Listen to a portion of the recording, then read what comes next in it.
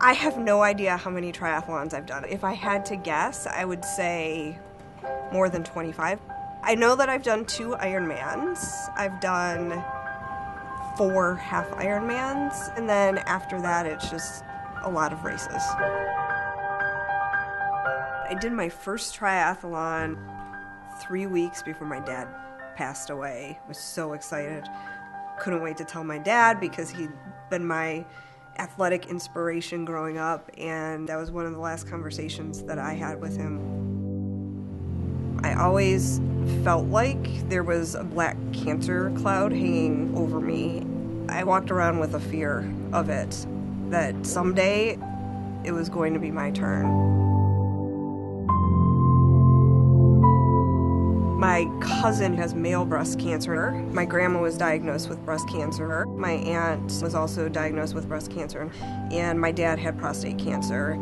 Even though my doctors at Northwestern suggested that I get tested, it took me several years to decide that I was ready to take that next step. I finally decided in the summer of 2012 that it was time. I always tried to say, it'll be okay, I'm sure everything's fine. Genetic counselor came in and said, we got your results back, and unfortunately it did show that you have a genetic mutation. I cried at that moment because it all made it very real. Like I just knew it and was a bit overwhelmed by what I was about to face.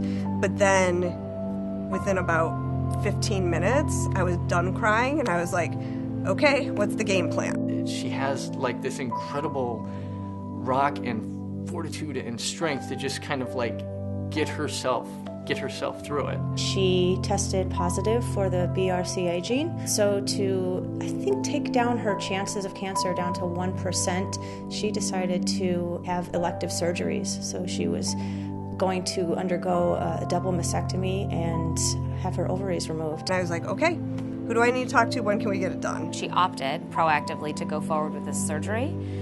2 surgeries, actually, which I thought, holy shit. I mean, 1 surgery is a lot. 2 is incomprehensible. After the surgery, one of the coolest things was she's still like all wrapped up. It was only a few days after surgery. She still had the drainage tubes on, I remember. But she decided that like one of the best things for her was to get moving again. And so she's up in her room one night. I was cleaning up and I turned around and there she's doing squats in the bedroom. She was bound and determined to get back as quickly as possible. I think it's inspirational to see somebody who, this is right for me, this is right for my family, and it's scary and it's dangerous and it's going to be a very long road, but winning for her is her life. She came back and it was a hard journey, and she had to start back at square one. To come back and learn how to swim in the pool again, learn how to do a push-up again, learn how to raise your arms again.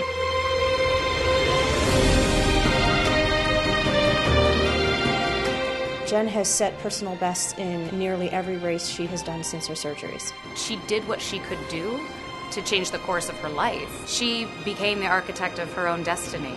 Cancer sucks, and to get diagnosed, you're already on the back foot. We stacked the deck back in our favor before cancer could, get ahead of us. So it did allow me to rewrite my story and put me in a place that I could make those choices that my dad and my aunt and my grandma could not make.